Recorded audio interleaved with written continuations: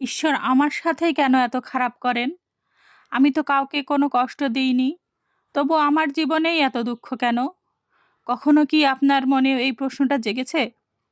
ধর্ম বলে জীবনের প্রতিটি ঘটনা শুধু কষ্ট নয়, তার ভিতরে লুকিয়ে থাকে গভীর শিক্ষা।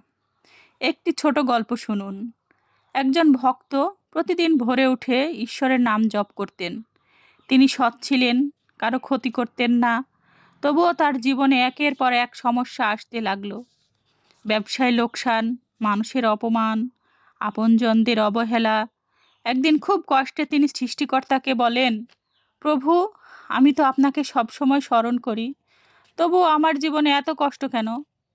সেই রাতে স্বপ্নে তিনি এক দৃশ্য দেখলেন। একজন কুমার মাটির একটি পাত্র বানাচ্ছেন। মাটিকে বারবার আঘাত করছেন, আগুনে পোড়াচ্ছেন। ভক্ত জিজ্ঞেস করলেন, এত আঘাত কেন দিচ্ছেন? তিনি বললেন, এই আঘাত না দিলে মাটির পাত্র কখনো শক্ত ও সুন্দর হবে না। ঠিক তখনই ভক্ত বুঝতে পারলেন, ঈশ্বর আমাদের ভাঙতে চান না, তিনি আমাদের গড়ে তুলতে চান।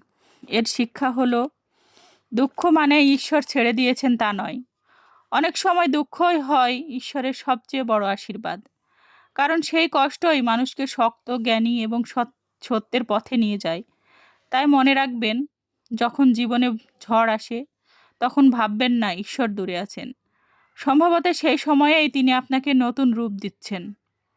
এমন আধ্যাত্মিক কথা জানতে চ্যানেলটি সাবস্ক্রাইব করে সাথে থাকবেন।